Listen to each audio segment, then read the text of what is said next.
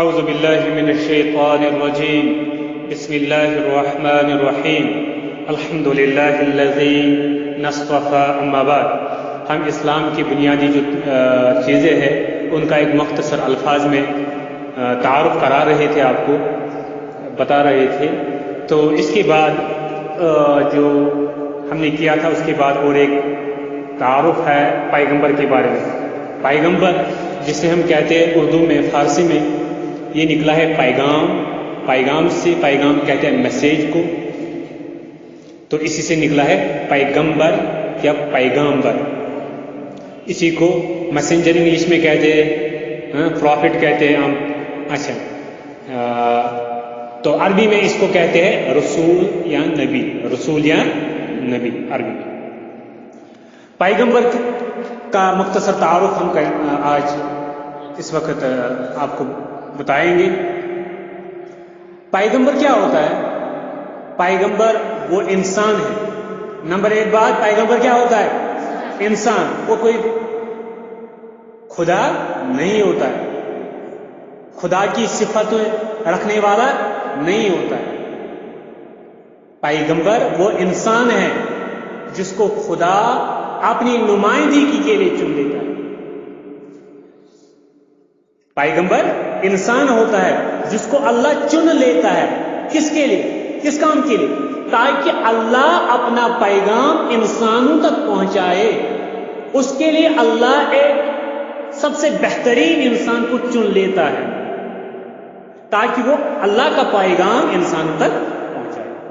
یہ ہوتا ہے پیغمبر. تو پیغمبر وہ انسان ہے جس کو خدا اپنی نمائندگی کے لیے چن لے. خدا جب ایک انسان کو اپنا پیغمبر بناتا ہے تو خدا کا فرشتہ اس کے پاس آ کر اس کو اس انتخاب کی خبر دیتا ہے. یعنی پھر فرشتہ آتا ہے اس انسان کے پاس اور اسے کہتا ہے آپ کو اللہ تعالیٰ نے اس کام کے لیے منتخب کیا ہے، اس کام کے لیے سلیکٹ کیا ہے کہ آپ کو اب اللہ کا پیغام انسانوں تک پہنچانا ہے. یعنی اب آپ اللہ کے رسول، اللہ کے نبی. اس طرح اس کو یہ یقین ہو جاتا ہے کہ میں خدا کا پیغمبر ہوں. یعنی اس انسان کو پھر یقین ہوتا ہے کہ میں خدا کا پیغمبر، خدا کا رسول ہوں. اس کے بعد فرشتے کے ذریعے خدا اس پر اپنی تعلیمات اتارتا ہے تاکہ وہ ان تعلیمات سے تمام انسانوں کو باخبر کر دے. پیغمبر گویا خدا اور انسان کے درمیان ہوتا ہے. پیغمبر گویا کیا ہوتا ہے؟ یعنی پیغمبر یہ اللہ اور انسانوں کے درمیان جو واسطہ ہے وہ کون سا ہوتا ہے؟ پیغمبر کا واسطہ. تو اب اللہ کی تعلیمات انسانوں تک پہنچانے والا بیچ کا جو ذریعہ ہوتا ہے وہ کون ہوتا ہے؟ اب اگر کوئی اس پیغمبر کو نہ مانے تو وہ پہنچ سکتا ہے اللہ تک؟ ہاں، ہمیں یاد رکھیے، ہمیں اللہ کے رسول کی تعلیمات کا واسطہ ضروری ہے. اس کے بغیر کوئی جنت، کوئی اللہ تک نہیں پہنچ سکتا.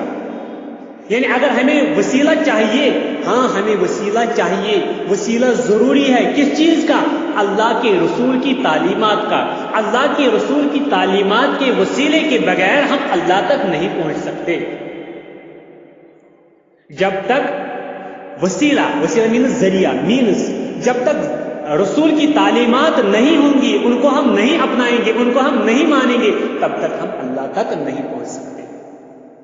تو اللہ تک پہنچنے کا جو ذریعہ ہے، وسیلہ ہے، وہ اللہ کے رسول کی تعلیمات کو ماننا، اس کا اقرار کرنا، اس پر ایمان رکھنا اور اس کے مطابق عمل کرنا. یہی ذریعہ ہے، یہی وسیلہ ہے اللہ تک پہنچنے. کیوں؟ کیونکہ یہ جو رسول ہوتا ہے، یہ رسول اللہ کا پیغام پہنچاتا ہے انسانوں تک. اس کا وہ اپنا پیغام نہیں ہوتا ہے. اس لیے جو کچھ رسول کہتا ہے وہ کس کا پیغام ہوتا ہے؟ اللہ کا پیغام. اب جو رسول کا کہنا مانے، رسول کے تعلیمات کے مطابق زندگی گزارے، گوئے کہ وہ اللہ کی تعلیمات کے مطابق زندگی گزارتا ہے. اسی لیے جو اب رسول کی اطاعت کرتا ہے وہ اللہ کی اطاعت کرتا ہے. جو اب رسول کی نافرمانی کرتا ہے گویا کہ وہ اللہ کی نافرمانی کرتا ہے. سمجھ آ رہا ہے؟ تو یہی ہے، یہ جو پیغمبر ہوتا ہے یہ کیا ہے؟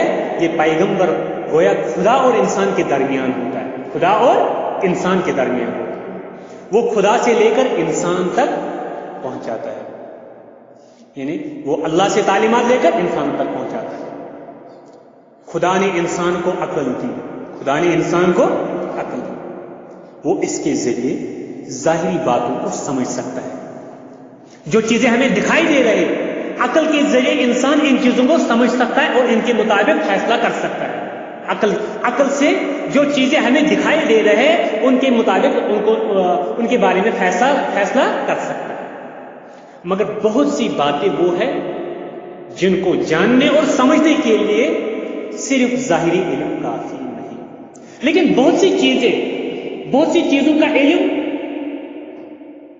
تب تک حاصل نہیں ہو سکتا جب تک عقل کے ساتھ ساتھ اللہ تعالیٰ کی رہنمائی نہ ہوگی، اللہ تعالیٰ کی ہدایت نہ ہوگی، اللہ تعالیٰ کی طرف سے پیغمبروں کے ذریعے ان کے بارے میں یعنی خبر نہ دی جائے، تب تک ہم صرف عقل کی بنیاد پر اس کو نہیں سمجھ سکتے.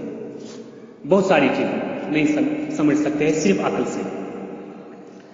خود موجودہ دنیا کے بارے میں زیادہ گہری حقیقتیں انسان کی عقلی گرفت میں نہیں آئی. حتیٰ کہ سائنسدان کہتے ہیں یہ جو دنیا ہے اس پوری دنیا کا 95% کتنا 95% یہ جو دنیا ہے کائنات ہے وہ ہے ڈارک میٹر. کیا ہے؟ Dark matter. اور اس ڈارک میٹر سے لائٹ بھی پاس نہیں ہوتی. تو اس ڈارک میٹر کے بارے میں ان سائنسدانوں کو ابھی معلوم ہی نہیں ہے. ابھی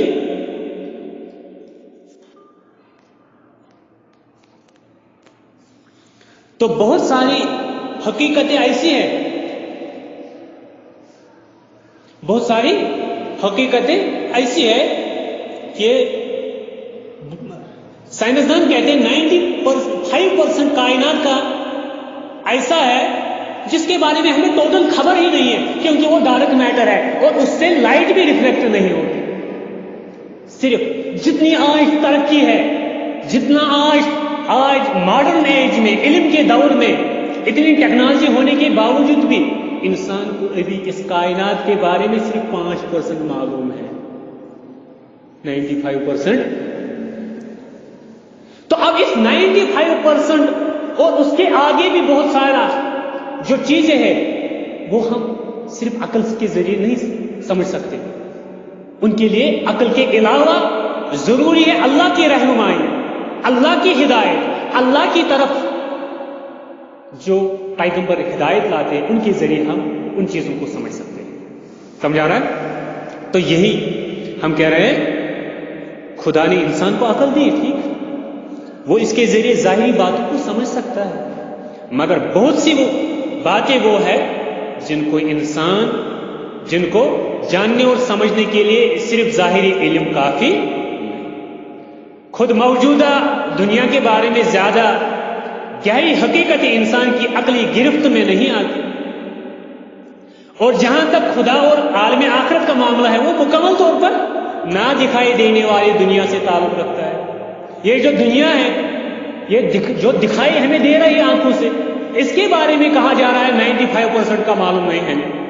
اب وہ جو ذات اللہ کی ذات ہے جو ہمیں دکھائی نہیں دے رہے، آخرت جو ہمیں دکھائی نہیں، اس کے بارے میں کیا صرف عقل سے ہم صرف حواس خمسہ سے ہم پہنچ سکتے ہیں وہاں تک؟ نہیں پہنچ سکتے. اس کے لیے اللہ کی رہنمائی بھی ضروری ہے. اس بنا پر وہ انسان کی عقلی ادراک انسان کے یعنی ادراک شعور سے باہر ہے. اب یہ جو پیغمبر آتا ہے یہ کیا کرتا ہے؟ اب پیغمبر اسی جو جہاں تک انسان کی عقل نہیں پہنچ سکتی ہے نا، اس کے بارے میں پیغمبر ہمیں خبر دیتا ہے. وہ اللہ کی طرف سے ہدایت، اللہ کی طرف سے تعلیمات لاتا ہے، پھر ہمیں خبر دیتا ہے. اس کے ذریعے اس تعلیمات کو ماننے اور اس پر عمل کرنے کے ذریعے ہم کیا اس دنیا اس یعنی نامعلوم دنیا کے بارے میں ہمیں معلوم پڑتا ہے، آخرت کے بارے میں، اللہ کے بارے میں، یہ اسی طریقے بہت سارے پیغمبر یہ کرتا ہے کہ وہ انسان کی اس کمی کو پورا کرتا ہے، وہ اشیاء کی حقیقت کو بتاتا ہے، وہ آخرت کی دنیا کی خبر دیتا ہے۔ وہ کیا کرتا ہے پیغمبر؟ آخرت کی دنیا کی خبر ہمیں دیتا ہے۔ اس طرح وہ انسان کو اس قابل بناتا ہے کہ وہ علم و شعور کی پوری روشنی میں اپنی زندگی کا نقشہ بنائے۔ پھر وہ آخرت کے بارے میں جو عقیدہ بناتا ہے وہ علم پہ مبنی ہوتا ہے، اللہ کے بارے میں جو اس کا یقین ہوتا ہے وہ علم پہ مبنی ہوتا ہے، وہ ایسی خیالی یعنی بے بنیاد خیالاتوں کا مجموعہ نہیں ہوتا ہے، بلکہ ان کی ایک سالڈ بیس ہوتی ہے، اور اس کے مطابق کامیاب زندگی کی تعمیر ہے۔ پھر انسان اسی کے مطابق جب وہ اس نامعلوم دنیا کے بارے میں پیغمبر سے جو ہدایت آتی ہے اس پر ایمان لاتا ہے، اس کے ذریعے وہ اس پر ایمان لاتا ہے، اس کے مطابق عمل کرتا ہے، اور اس طریقے سے وہ علم کی بنیاد پر قائم رہتا ہے، اور علم کے مطابق علم کی بنیاد پر جب وہ اپنی زندگی گزارتا ہے، اپنی یعنی زندگی کی بنیاد رکھتا ہے، تو نتیجہ نکلتا ہے اس کی زندگی یعنی زندگی کی تعمیر جو ہوتی ہے وہ کامیاب زندگی کی تعمیر ہوتی ہے۔ انسان جب سے دنیا میں آباد ہوا اسی وقت سے پیغمبر بھی آنا شروع ہو گئے۔ پیغمبر کب سے آئے؟ جب سے دنیا شروع ہو گئی تب سے انسان کی رہنمائی کے لیے اللہ تعالیٰ نے وقت یعنی مختلف اوقات میں اپنے پیغمبر کو بھیجے پہلے سے۔ وہ ہر زمانہ میں انسان کو خدا کی باتیں بتاتے رہے، تاہم قدیم زمانے میں آنے والے پیغمبروں کا مستند ریکارڈ باقی نہیں رہا۔ بعد کے حالات نے ان کی شخصیت کو بھی غیر تاریخی بنا دی، اور ان کی کتابوں کو بھی تاریخی طور پر غیر مستند۔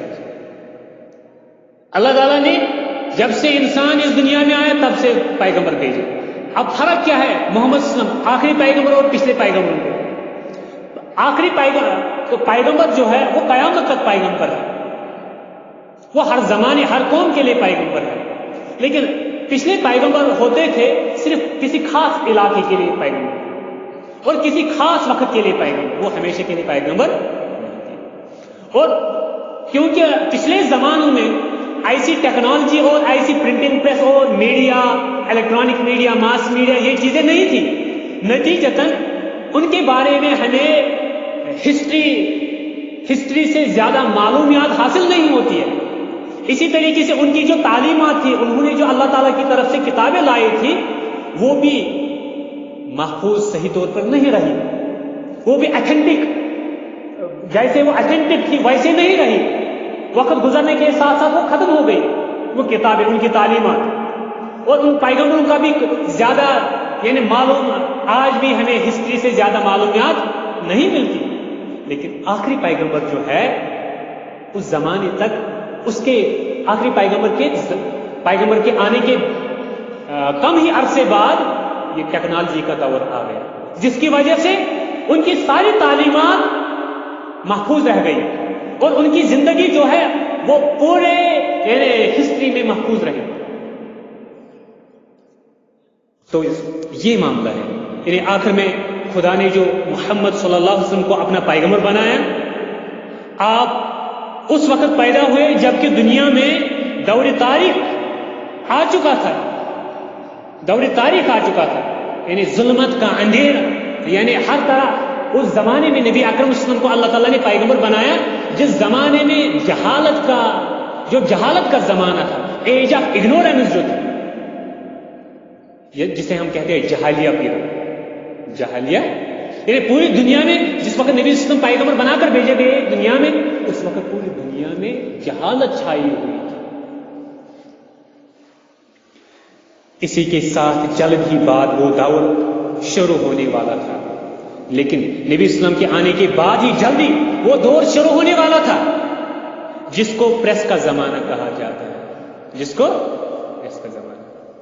اس طرح کیا ہوا؟ اس طرح آپ صلی اللہ علیہ وسلم کو وہ موافق اسباب ملے جنہوں نے آپ کو ایک مسلمان شخصیت بنائے، مسلمان شخصیت بنا دی۔ نتیجہ کیا نکلا؟ نبی اسلام اس زمانے میں آئے تو اس کے بعد پرنٹنگ پریس کا زمانہ آیا۔ نتیجہ یہ نکلا نبی اکرم صلی اللہ علیہ وسلم کو وہ تمام اسباب اور ریسورسز مل گئے جن کی وجہ سے ان کی شخصیت محفوظ رہی، ان کی تعلیمات محفوظ رہی، ان کا قرآن محفوظ رہا، ان کی احادیث محفوظ ہوئی۔ اس طرح آپ کی لائی ہوئی کتاب محفوظ رہ کر پریس کے دور میں داخل ہو گئی۔ اس کے بعد یہ امکان ہی ختم ہو گیا کہ آپ کی لائی ہوئی کتاب میں کوئی تبدیلی کی جا سکے، اب ممکن نہیں رہا۔ اللہ تعالیٰ ایک پیغمبر کے بعد دوسرے پیغمبر کو بھیجتے تھے، دوسرے کے بعد تیسرے پیغمبر۔ کیونکہ پیغمبر جب آتا تھا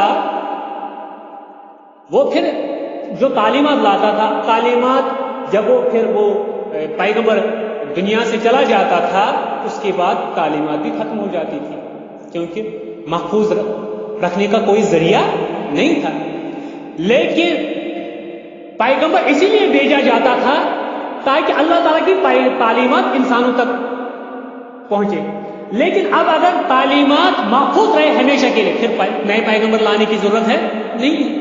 یہی وجہ ہے نبی اکرم صلی اللہ علیہ وسلم آخری پیغمبر ہے، آخری نبی ہے، کیونکہ ان کی تعلیمات محفوظ رہ گئی، پچھلے پیغمبروں کی تعلیمات محفوظ نہیں رہی تھی۔ نتیجہ یہ نکلا نبی اکرم صلی اللہ علیہ وسلم کو آخری پیغمبر بنا کر بھیجا گیا۔ وہ خاتم المرسلین ہیں، خاتم النبیین ہیں، کیونکہ ان کی جو تعلیمات ہے وہ محفوظ رہی۔ اب جب محفوظ رہی، اللہ تعالیٰ کو اسی لیے پیغمبر بھیجنا پڑتا تھا تاکہ وہ اپنی تعلیمات انسان تک پہنچائے۔ لیکن اگر وہ تعلیمات آلریڈی وہاں پہ ہے تو پھر پیغمبر بھیجنے کی کوئی ضرورت نہیں۔ یہی اس کے بعد یہ امکان ہی ختم ہو گیا کہ آپ کی لائی ہوئی کتاب میں کوئی تبدیلی کی جا سکے۔ محمد صلی اللہ علیہ وسلم خدا کے آخری رسول ہے اور قیامت تک دنیا میں خدا کے واحد نمائندے۔ اب اللہ تعالیٰ کی طرف سے جو تعلیمات ہیں ان کا ذریعہ، اللہ تعالیٰ تک پہنچنے کا ذریعہ کیا ہے؟ اب ایتھنٹک سورس کون سا ہے؟ اب محمد صلی اللہ علیہ وسلم۔ محمد صلی اللہ علیہ وسلم نے جو تعلیمات قرآن و سنت کی صورت میں لائی، ان کو پکڑنے سے ہم اللہ تعالیٰ تک پہنچ سکتے ہیں، چاہے وہ کسی بھی دور میں پیدا ہو، چاہے وہ کسی بھی علاقے کا رہنے والا ہو۔ اب اللہ تعالیٰ تک پہنچنے کا ایک ہی ذریعہ ہے اور وہ ہے محمد صلی اللہ علیہ وسلم، وہ ہے کیونکہ محمد صلی اللہ علیہ وسلم کی تعلیمات ہی محفوظ ہے جو انہوں نے لائی اللہ کی طرف سے۔ باقی پیغمبروں کی تعلیمات محفوظ ویسی نہیں ہے، اگرچہ ابھی بھی پچھلے پیغمبروں کی تعلیمات ہے موجود، لیکن وہ بگڑی ہوئی صورت میں ہے۔ اب اگر ان میں دیکھنا ہے کون سی تعلیم صحیح ہے کون سی غلط ہے، پھر ان کو چیک کرنا ہے قرآن کے ذریعے۔ قرآن میں جو ان کی تعلیمات قرآن کے مطابق ہو، مطلب وہ صحیح ہے، کیونکہ وہ تعلیمات بھی پچھلی کتابیں بھی اللہ تعالیٰ نے بھیجی تھی، اس لیے ان میں تضاد نہیں ہو سکتا، کنٹرڈکشن نہیں ہو سکتی۔ سمجھ میں آ رہا ہے؟ یہ مسئلہ ہے، یہ کیونکہ اب نبی اکرم صلی اللہ علیہ وسلم کی تعلیمات پوری دنیا میں محفوظ ہے، وہ آڈیو کی شکل میں بھی محفوظ ہے، ویڈیو کی شکل میں بھی محفوظ ہے، کتابوں، لائبریریوں، پرنٹنگ پریس، انٹرنیٹ، ہر جگہ موجود ہے، قرآن حدیثیں موجود ہیں۔ یہ تھا مختصر تعارف پیغمبر کے بارے میں، انشاءاللہ آگے مزید کریں گے۔ السلام علیکم ورحمۃ اللہ وبرکاتہ۔